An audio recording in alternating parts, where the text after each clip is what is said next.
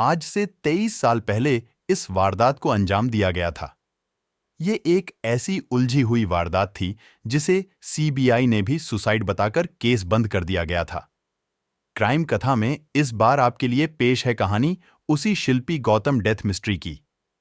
तत्कालीन सीएम के भाई साधु यादव का नाम आने से यह मामला सुर्खियों में आ गया। तत्कालीन सीएम के भाई साधु यादव का नाम आने से यह मामला सुर्खियों में आ गया था। हमारे समाज में हमारे आसपास हर दिन कई तरह के जुर्म होते हैं, जिनमें कई ऐसे संगीन मामले भी शामिल होते हैं जिन्हें दशकों तक भुलाया नहीं जा सकता। ऐसी ही एक वारदात थी बिहार का चर्चित शिल्पी गौतम मर्डर केस, या कहें सुसाइड, जिसे आज से 23 साल पहले अंजाम दिया गया था।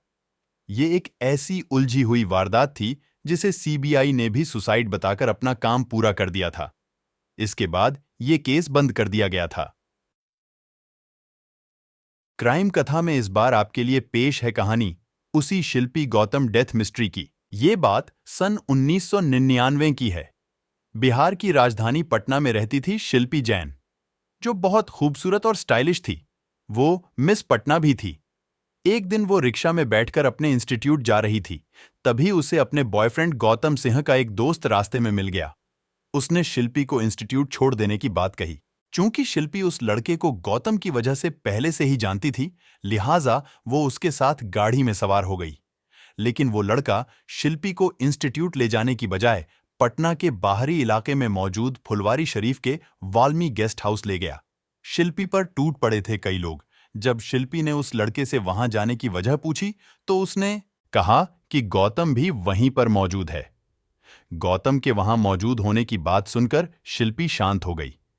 इसी दौरान शिल्पी के वहां पहुंचने की जानकारी गौतम सिंह को मिली तो वह भी भागा भागा वाल्मी गेस्ट हाउस जा पहुंचा, क्योंकि गौतम जानता था कि वाल्मी गेस्ट हाउस की पहचान अय्याशी के अड्डे के रूप में होती है और वहां कई तरह के गलत काम होते हैं। गेस्ट हाउस के अंदर का मंजर देखकर गौतम के होश उड़ गए। वहां एक कमरे में कई लोग शिल्पी की असमत लूटने की कोशिश कर रहे थे। गौतम शिल्पी को बचाने की कोशिश करने लगा। दोनों मिलकर उन दरिंदों का विरोध करने लगे, लेकिन उन वहशी लोगों के सामने उन दोनों की एक नहीं चली। बताया जाता है कि पहले वहां शिल्पी के साथ सामूहिक बलात्कार किया गया और फिर उन दोनों की गला दबाकर हत्या कर दी गई। उधर जब देर तक शिल्पी इंस्टीट्यूट से घर नहीं पहुंची तो वे लोग परेशान हो गए और उसके दोस्तों, जानने वालों को फोन करने लगे, मगर उन्हें शिल्पी की कोई खबर नहीं मिली। थक हारकर शिल्पी के घरवाले पुलिस के पास जा पहुंचे, मगर अगले रोज तक भी पुलिस को उसका कोई सुराग नहीं मिला। कार में मिली थी शिल्पी गौतम की लाशें। वो 3 जुलाई सन 1999 दिन था। रात के 9 बजे थे। बिहार की राजधानी पटना में गांधी मैदान थाना इलाके में आने वाले एक बड़े बंगले में 2 लाश मिलने की खबर पुलिस को मिली। सूचना मिलने के बाद पुलिस उस बंगले पर पहुंची तो गैराज में खड़ी एक मारुति कार से 23 साल की युवती और करीब 28 साल के युवक की लाशें बरामद हुई थीं। उनके बदन पर पूरे कपड़े नहीं थे। युवक की शिनाख्त गौतम सिंह के तौर पर हुई थी। वह एनआरआई डॉ. बीएन सिंह का बेटा था। उसे राजनीति करना पसंद था। यही वजह थी कि वो तत्कालीन मुख्यमंत्री राबड़ी देवी के भाई और लालू यादव के साले साधु यादव का करीबी था। जबकि युवती की पहचान पटना में रेडीमेड कपड़ों के शोरूम कमला स्टोर के मालिक उज्ज्वल कुमार जैन की बेटी शिल्पी जैन के रूप में हो गई थी। मौके पर पुलिस ने पाया कि गौतम के शरीर पर ऊपरी हिस्से में कोई कपड़ा नहीं था, जबकि शिल्पी के बदन पर सिर्फ एक टी-शर्ट थी, वो भी गौतम की। जिस बंगले के परिसर में लाश समेत वो कार खड़ी मिली थी, वह गौतम का ही घर बताया जा रहा था। गौतम के पिता बाहर रहते थे। वो अकेले ही वहां रहता था। हत्या या आत्महत्या?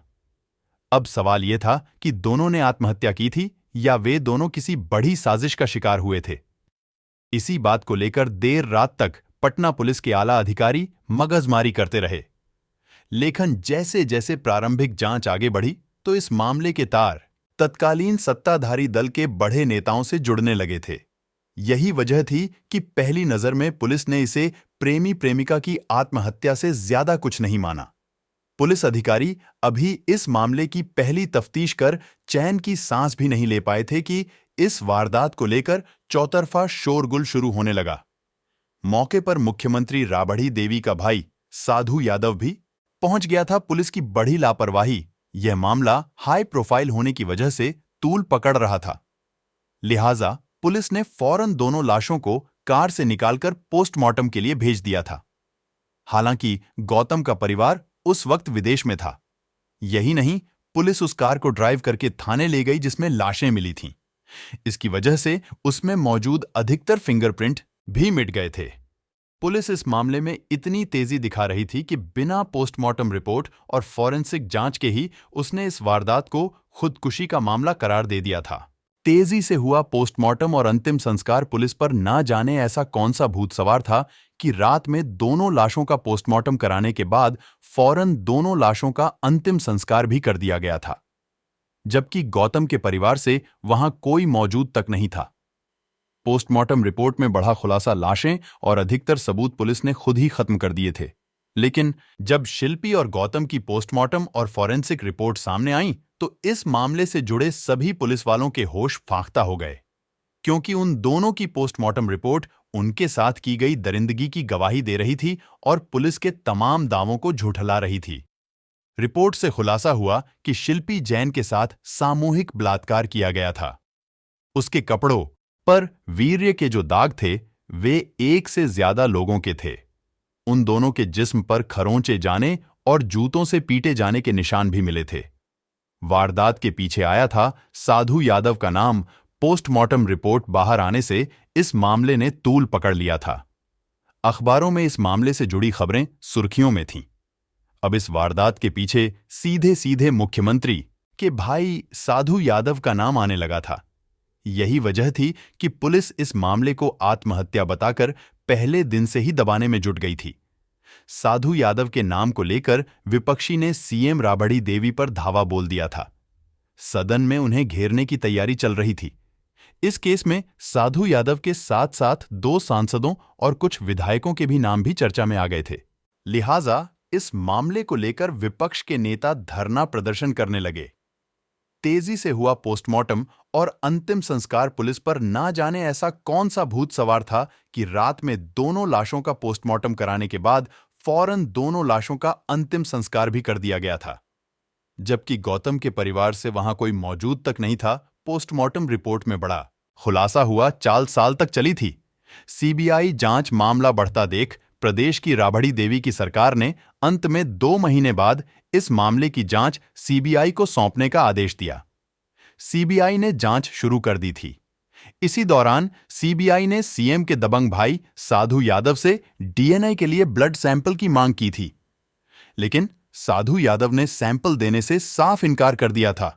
असल में सीबीआई शिल्पी के डीएनए का मिलान साधु के डीएनए से करना चाहती थी ताकि सबूत और सुराग जुटाए जा सकें।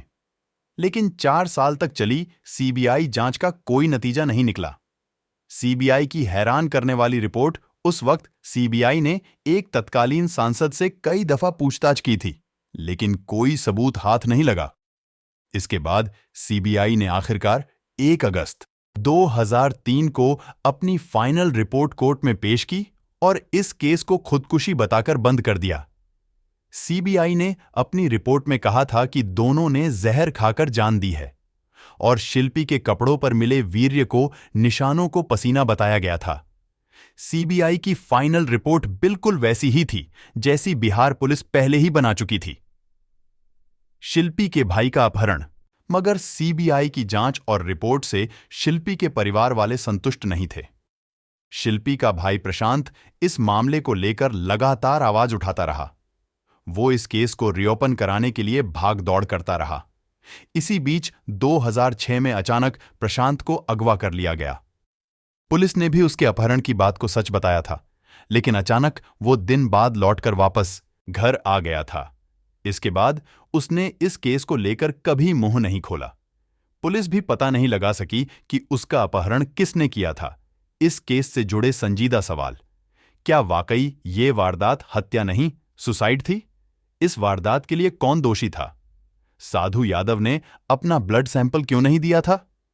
2006 में शिल्पी के भाई का अपहरण किसने किया था? बंद गैराज के अंदर गाड़ी में लाशें होने की सूचना पुलिस को किसने दी थी? पुलिस के ठीक बाद मौका-ए वारदात पर साधु यादव कैसे पहुंच गया था? ये वो सारे सवाल हैं जिनका जवाब अगर तलाश किया जाए तो पता चल सकता है कि आखिर शिल्पी जैन और गौतम सिंह की मौत का सच क्या था। फिलहाल 2006 के बाद ना तो किसी ने इस केस की बात की और ना ही ये मामला किसी जबान पर आया। अब ये कहानी सिर्फ एक खुदकुशी का मामला बनकर पुलिस और सीबीआई की फाइल में दम तोड़ चुकी है। सावधान रहें, सुरक्षित रहें। हमारा मकसद क्राइम कथा के जरिए आपको इस तरह के संगीन जुर्म और अपराधियों से सचेत करना है जो आपके आसपास रहकर आपको नुकसान पहुंचा सकते हैं। लिहाजा आप सतर्क रहें, सावधान रहें।